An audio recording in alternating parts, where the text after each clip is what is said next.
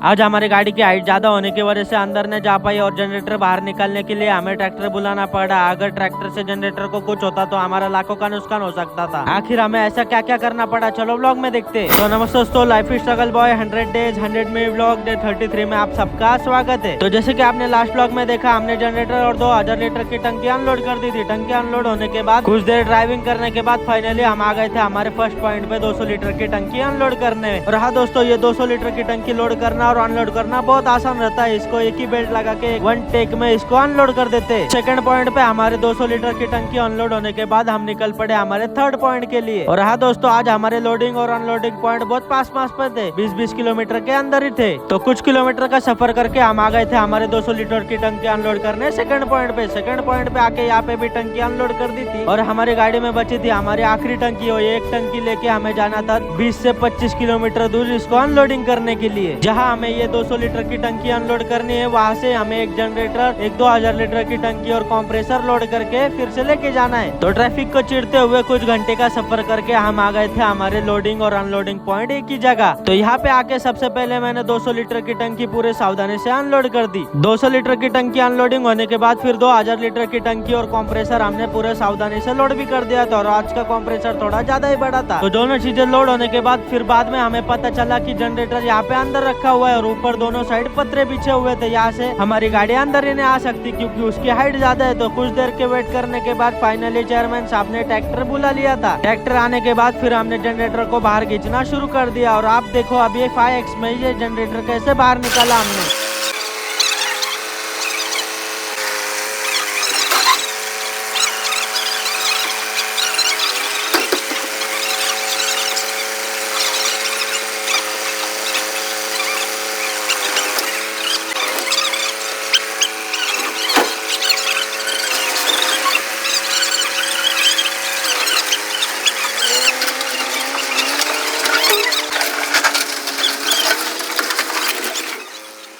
Finally पूरे सावधानी से हमारा जनरेटर बाहर आ गया था। बाहर आने के बाद फिर हमने हमारे क्रेन से जनरेटर को अच्छी तरह से लोड कर दिया। और हाँ दोस्तों, सारी चीजें तो अच्छी तरह से लोड हो गई थी। हम शाम के 6 बजे यहाँ पे आए थे और रात के 9 बजे हम यहाँ से निकल गए। तो कुछ घंटे का सफर करके हम आ गए थे ये टोल टैक्स पे। टोल टैक्स को पार करते हुए हमने हमारे आगे का सफर कंटिन्यू रखा। और कुछ देर के ड्राइविंग के बाद फिर हम रुक गए थे एक जगह सारे बेल्ट चेक करने के लिए। सारे बेल्ट अच्छे से टाइट थे। बेल्ट के साथ हमने टायर को भी अच्छी तरह से चेक कर लिया। तो सारी चीजें ओके थे। फिर हमने हमारा आगे का सफर कंटिन्यू रखा। तो चलो हम जाते हैं हमारे घर पे। अगर आपको वीडियो अच्छी लगी हो तो वीडियो को लाइक और चैनल को सब्सक्राइब कर दो। मिलते हैं कल डे 34 में।